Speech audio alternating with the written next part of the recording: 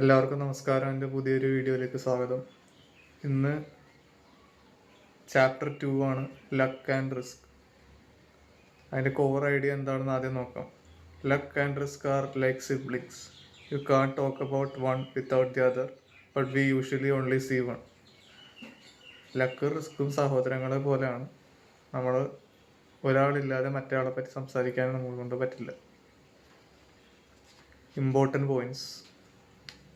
Bill Gates and his friend Kent Evans both were brilliant, went to the same high school, had same access to computers. Gates became a billionaire. Evans died in a mountaineering accident before graduating. 1 in a million luck versus 1 in a million risk. Same starting point, widely different outcomes. അതായത് രണ്ടുപേരും same ഹൈസ്കൂളിലാണ് പോയത്. Bill ഗേറ്റ്സിൻ്റെ ഫ്രണ്ടായ Kent ഇവാൻസും.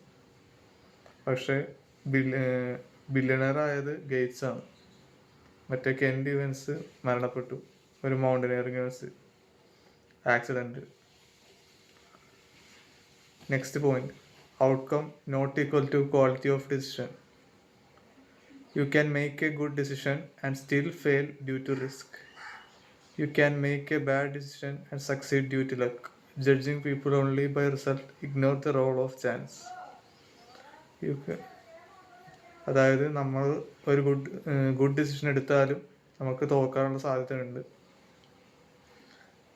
Risk മൂലം. അതേപോലെ തന്നെ നമ്മളൊരു ബാഡ് ഡിസിഷൻ എടുത്താലും നമ്മൾ അതിൽ നിന്ന് സക്സീഡ് ആവാൻ ചാൻസ് ഉണ്ട് ലക്ക് കൊണ്ട്, അതായത് നമ്മുടെ ഭാഗ്യം കൊണ്ട്. Judging people only by result, ignore role of chance. അത് മനസ്സിലായല്ലോ. ഇനി next point, danger of idealising success. When we study billionaires we focus on what they did. We ignore the thousands of people who did the same thing but failed because of bad luck. Same with studying failures. You can't copy luck or risk.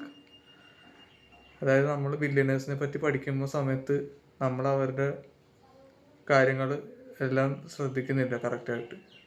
നമ്മൾ billionaires മാറിയവരെ മാത്രമേ പറ്റി കൂടുതൽ പഠിക്കുന്നുള്ളൂ. അല്ലാതെ നമ്മൾ അതിൽ ബില്യനറാവാൻ ശ്രമിച്ചിട്ട് ഫെയിലായി പോയ ആളുകളെ പറ്റി പഠിക്കുന്നില്ല. അവരെന്തുകൊണ്ട് തോറ്റുപോയി എന്നതിനെ പറ്റി നമ്മൾ പഠിക്കുന്നില്ല. അതാണ് ഡേഞ്ചർ ഓഫ് ഐഡലൈസിങ് സക്സസ്. ഇനി ലാസ്റ്റ് പോയിന്റാണ് ടേക്ക് അവേ. അതായത് ഇതിൽ നിന്ന് നമുക്ക് എന്ത് ഉൾക്കൊള്ളാം. Be careful who you praise and who you criticise. നമ്മൾ ആരെ പുകഴ്ത്തി പറയുന്നു അല്ലെങ്കിൽ ആരെ കുറ്റപ്പെടുത്തുന്നു എന്നതിനെ നമ്മൾ അവബോധരായിരിക്കണം. Not everything is earned or deserved. Give weight to the role of chance in outcomes.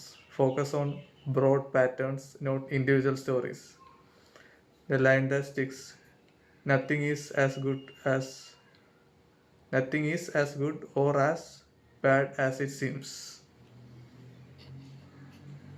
അപ്പോൾ ഇത്രേ ഉള്ളൂ ഇന്നത്തെ വീഡിയോ.